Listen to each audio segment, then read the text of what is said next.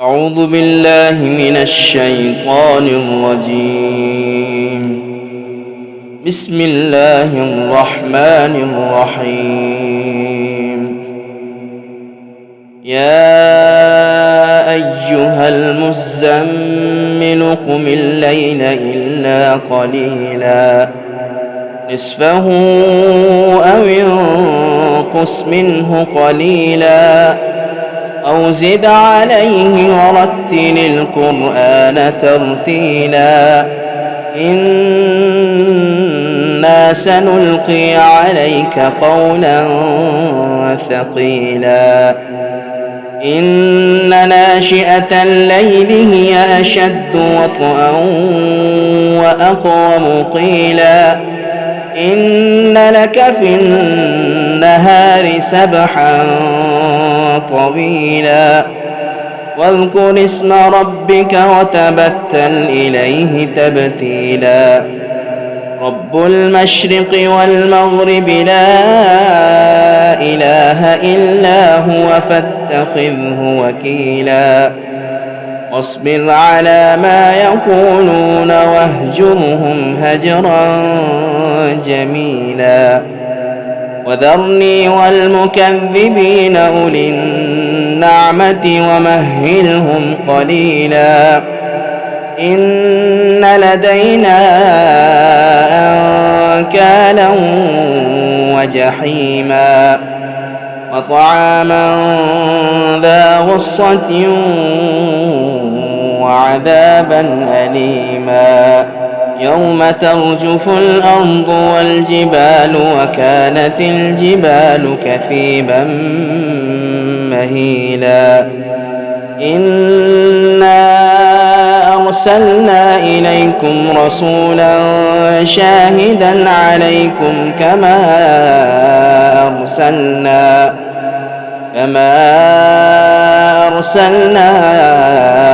إلى فرعون رسولا فعصى فرعون الرسول فأخذناه أخذا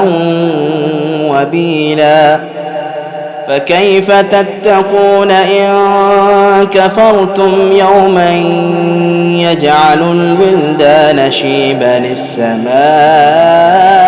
منفطر به كان وعده مفعولا إن هذه تذكرة فمن شاء اتخذ إلى ربه سبيلا إن ربك يعلم أنك تقوم أدنى من ثلثي الليل ونصفه وثلثه وطائفة من الذين معك والله يقدر الليل والنهار علم أن لن تحصوه فتاب عليكم فاقرؤوا ما تيسر من القرآن علم أن سيكون منكم مرضى وآخرون يضربون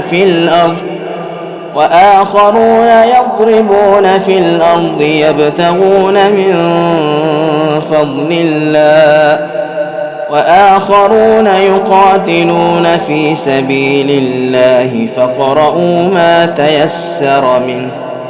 وأقيموا الصلاة وآتوا الزكاة وأقرضوا الله قرضا حسنا وما تقدموا لأنفسكم من خير تجدوه عند الله هو خيرا وأعظم أجرا واستغفروا الله إن الله غفور رحيم.